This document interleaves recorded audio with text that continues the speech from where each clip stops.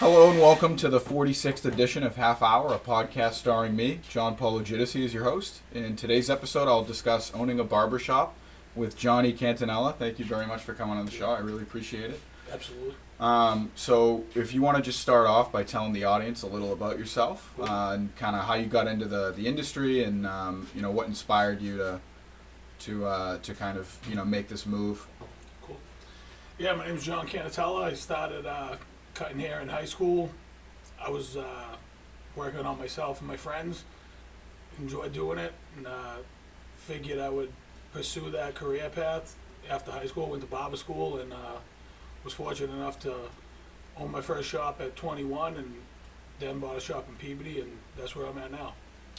Where'd you own your first shop? I was in Saugus, Mass. Oh, okay.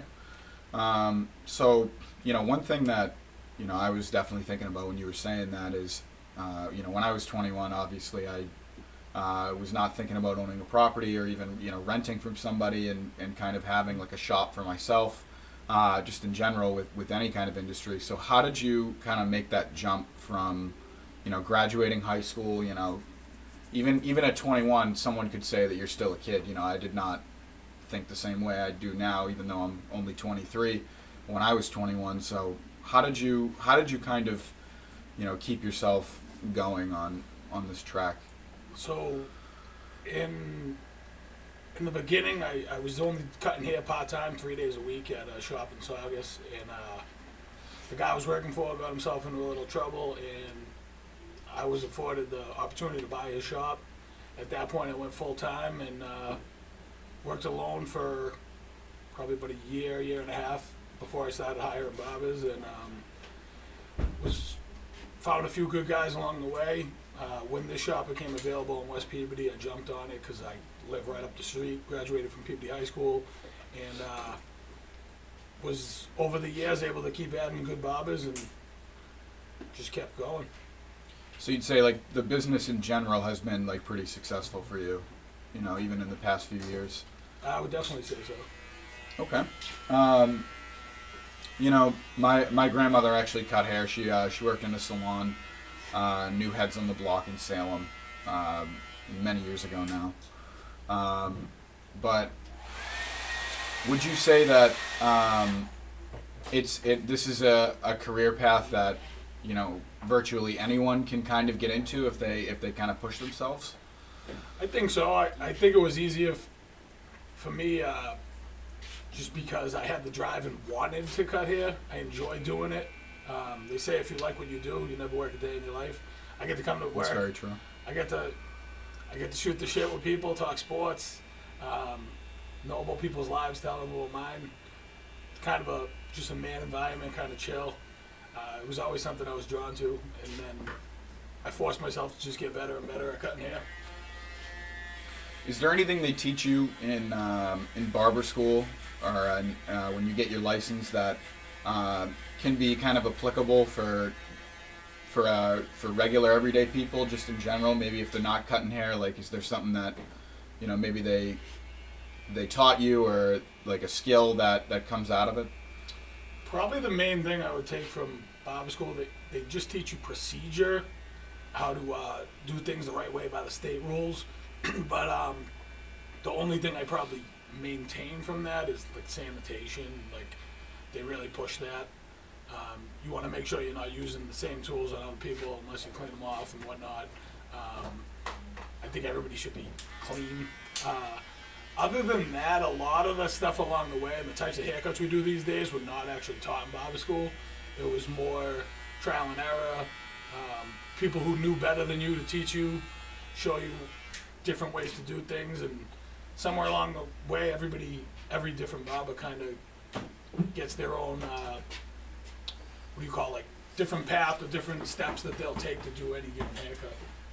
Oh, okay. So, as you begin to cut hair more and more, it's kind of like you can kind of get creative. If the customer wants, a certain type of fade or a certain type of cut, you can kind of like prioritize that, if you have the skill set. Yeah, definitely. You learn like things that work for you that might not work for somebody else, and vice versa. We all try to do similar cuts at my shop. we want to give everybody a good haircut, but it definitely benefits you to know what works for you. Different tools, different techniques. As long as you give the person what they're looking for, people are going to keep coming back. Yeah, and it can almost be like an art form. You know, I work at a restaurant right now, Toscana Forno in South Peabody. You know, and on the weekends we have specials that, you know, the chef and the sous chef and some other line cooks will come together and, you know, kind of create something. So I feel like there's so many industries where, you know, whether they're in service or, you know, whether they're in something else where it's kind of like you have to kind of put it together. It requires its own kind of creativity. Right, for sure. And yeah, and when the customer, you know, wants something specific, you kind of have to figure out a way to accommodate it. Right. Given the skill set. Right, I agree with that. So do you ever think about maybe someday expanding? I know that this is your shop, but have you ever thought about maybe, you know, kind of growing the business or? Potentially, it's kind of tough. I did own 2 shops at one point. The majority of the money made in the industry is by cutting hair yourself. Right. I currently have 5 barbers here. I trust all of them. They all open up, they close. So it helps. I could technically open another shop at this point, but I'm actually really comfortable here. Having the 2 was just not any more money. It was just more of a headache. Potentially that could change in the future, but I'm definitely very happy with where I'm at right now. Yeah, I can imagine it. You know, the more shops you add on, you have to check in. You got to drive over to the other one, make sure things are running smoothly. Yep. It can be kind of like a hassle. I would definitely. Absolutely. So, what is it like running a small business? I mean, that is definitely a question. I think I'm going to make a running theme. Yep. You know, if I do episodes with other local businesses, what is it like running the business itself, but also like kind of like the people that come in? You know, how is it different from elsewhere? So at this point, everything's pretty smooth. But I'll say in the beginning, I didn't really know how to do my books, set myself up for taxes, pay my bills, all general things. But trial and error, I guess. I would say I made some mistakes in the first few years. Got a good accountant that really helped me to figure out what was going to work for me and how I keep track of everything, what's coming in, what's going out, and being able to take my barbers all pay rent. Some places don't do that; they do commission. I chose to do rent. They have a flat rate. They can make as much money as they're able to make. I hope they all make a ton of money. That's the goal. And as long as I claim what they give me as one thing, I do my own money as another portion of my taxes. And other than that, it's a little stressful, but it's really fun. I mean, like I said, it's a great environment. We get to talk to hundreds of people in a given week. I mean, it's that to me is great. Yeah, and you know, one thing I found, even working at the liquor store for that year before I went back to college, you get really in tune with kind of like the local vibe, like what's going on in West Peabody, you know. And I think that's a very, I don't know, that can kind of be neglected sometimes when people talk about, you know, local jobs and local businesses. People forget that, you know, regular everyday people are coming in and you're talking to them about, you know, sports and these other subjects that they find. I mean, people of all ages come in here. Whenever I come in for a cut, I see people who are like my age. I see people in their 60s. So you guys definitely have a wide net that you've cast. Yeah, So I'd like to think that we can cater to everybody in the area. We have some people that travel a little further that we got as clients, maybe when they live nearby and they moved. But a lot of people, fortunately for us, they like to stick with their barber as long as the barber's treating them right. And that's definitely a positive. You can build your business. And unfortunately, some people, they pass when you're older, but we got young kids coming in and try to just keep it moving, try to just keep our clientele full. yeah, absolutely. No, that's definitely like the way you want to run it, I would assume. So, do you have like a kind of like a, you know, family history of people cutting hair, or was it just kind of you were in high school and you were like, this is what I want to do? No, my family was in mostly construction. I did that as well growing up, but I was just a hairy kid. I started having a beard when I was like 14, 15 years old. I learned on myself, cut myself a bunch of times along the way. Once I got good, all my friends started asking me to do their beards and their haircuts, and it was something I kind of gravitated to at that point. My father kept telling me not to get into the construction business because of, you're dealing with weather, X, Y, Z. Mm-hmm. And I figured why not be in an air-conditioned or heated indoor place and get to make people feel good about themselves. Yeah, it's much more comfortable. I was going to say that construction can be very, taxing on the body, especially up here in New England because the seasons are nuts. Yeah, absolutely. Like even last weekend, it was like 85 on Saturday, and then it was 30 on Wednesday, Tuesday. Yeah, it was crazy. Monday or whatever. It's crazy. The temperature goes nuts here. Yeah. I got this haircut now. It's freezing outside. It's like, yeah. But yeah, that's a pretty good story. That's kind of like you. I have to admit, it's pretty inspiring to hear from somebody that they, when they were in high school, they had this idea, and I want to go out and do X, Yep. and you finished all the steps to go do that. So kind of hats off to you. I appreciate it. So has it been? You said you worked alone for a long time. For the first year and a half of my career, I worked alone. I then got one guy with me in Saugus, kind of a smaller location. I tried to add a second guy. We just didn't really have the space, the waiting area. It was a little tight. When I came to Peabody, I had just me and my brother James. We opened up. That was like 12 years ago now. Once me and him started getting busy, we hired a third guy. Didn't work out. Guy after that, I got Kid Richie. He's been with me 9 years now, and every couple of years we just got busy and we added more and more barbers. How would you say it was different running the show alone as opposed to now where you have a few people? So when I first started, we never did. I feel like most barbers really never did appointments. So being there alone, I didn't want anybody to leave. I wanted everybody to get a haircut.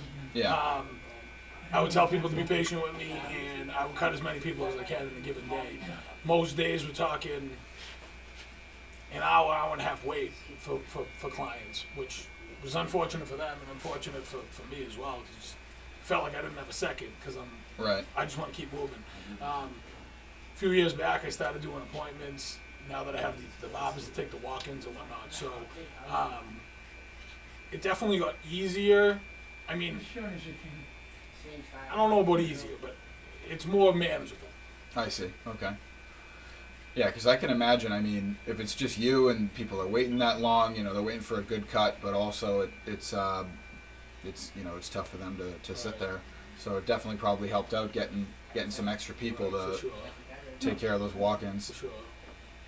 So, do you see the way other like barbershops like run their operation, kind of take inspiration from them, or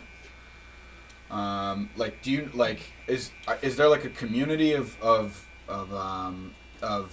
barbers kind of like that maybe some people involve themselves in? Within the community, I feel like a lot of barbers and like shop owners know each other. Okay. Just from like being around.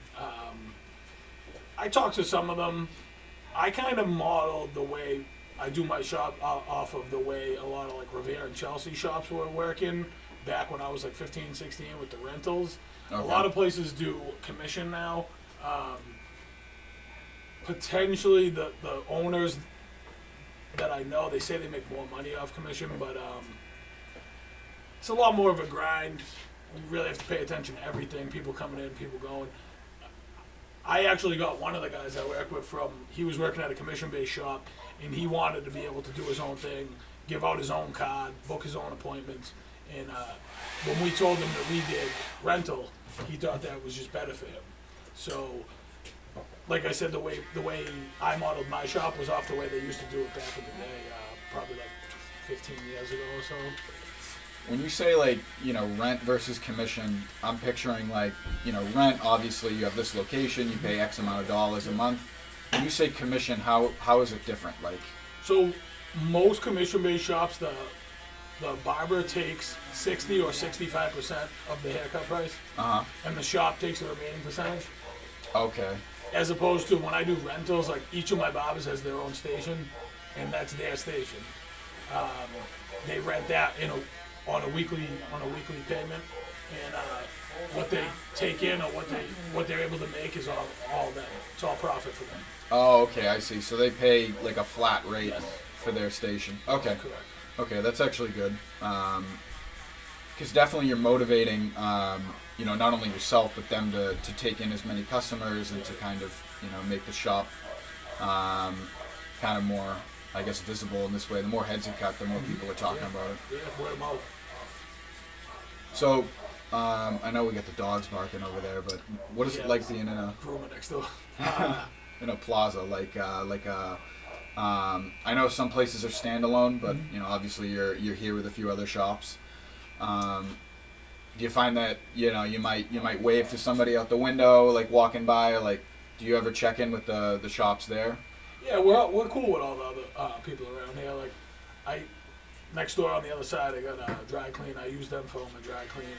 And, the old owner of that comes to one of my barbers for haircuts still. We're not like real close or anything. We're all nice to each other. We all treat each other with respect and try not to get in each other's way. Yeah, of course. So I was looking around and I see not only the decorations but like the equipment. There's so many very specific pieces of like equipment that you'd see in a barbershop. Like I'm looking at the Barbicide jar with the combs in there, but where do you get this equipment? Like is it like Amazon, or is it more like there's like I know restaurants have like the Restaurant Depot, for example. You go there and they have like huge packages of like egg whites or like whatever they need. So is it something kind of like that, like a warehouse? There's some places for barber supply that have, for the most part, better prices than what like Amazon would have, just because they're wholesalers.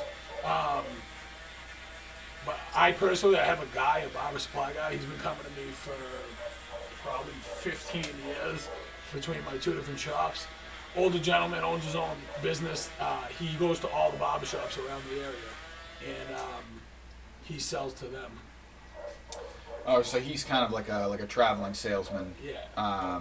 Okay, so we actually had the same type of deal at the liquor store. We have people come in and pitch to the owner. Oh, you might want to sell this. This is a new drink we have on tap.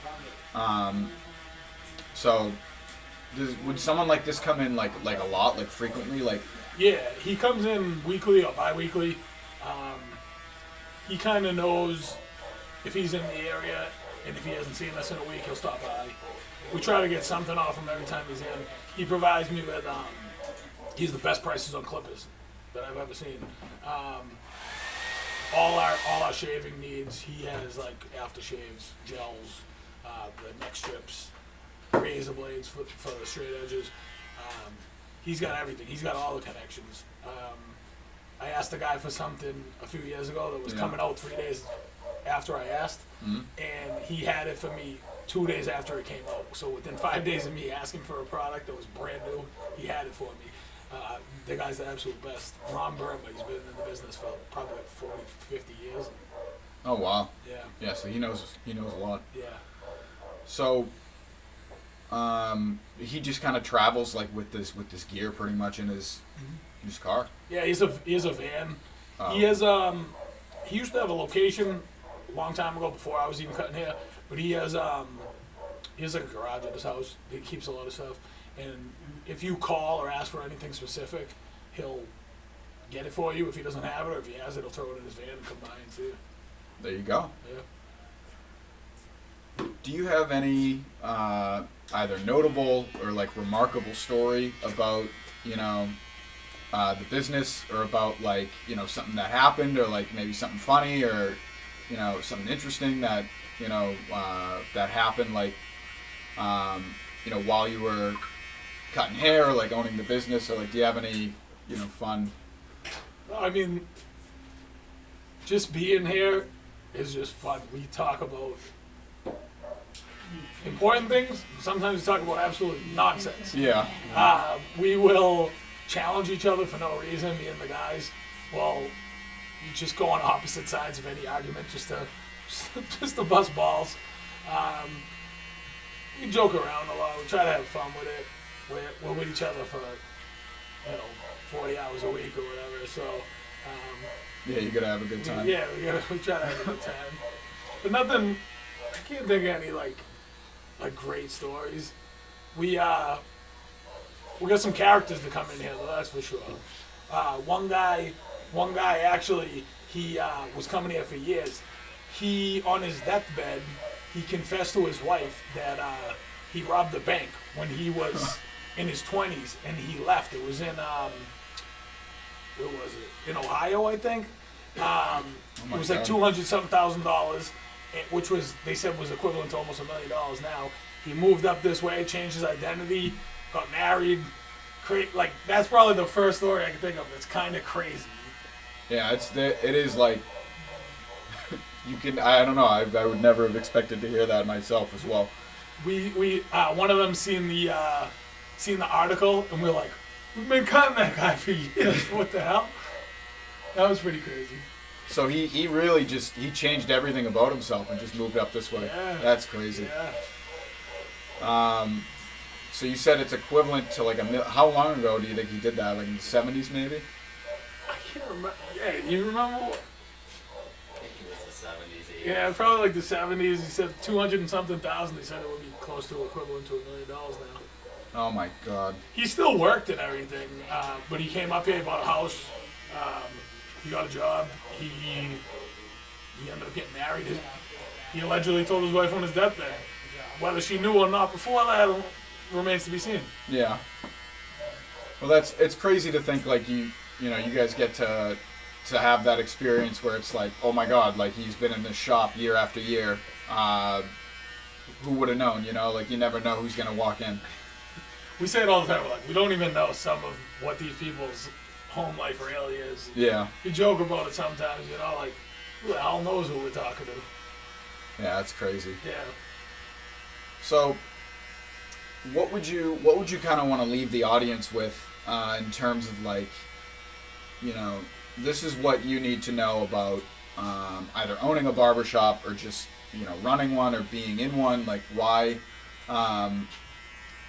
Why should someone pursue like a job in this, or what can be expected? Like, what are some of the, or before you get to that, what are even some of the hiccups that you ran into, like, running the business, or kind of things you didn't expect?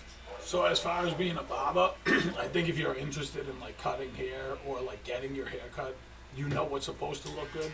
If you know what the result is supposed to look like, it makes your job that much easier.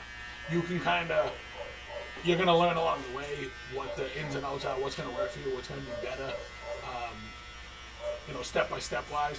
So first off, if somebody's going to get into cutting hair, wanting to do so, like enjoying making somebody feel good, making a haircut look good, enjoy talking to people, that's something I think is important. As far as running a business, it really just takes commitment to just say, like, I'm going to do this, and not give up. Because I remember my first year cutting hair, I remember days I would go to work, I'd do like 2 haircuts in a day. I'd be leaving with like $40 on a day after 9 hours. And that's really discouraging. Yeah. But it was more just trying to stick with it, build up a clientele, get your name out there.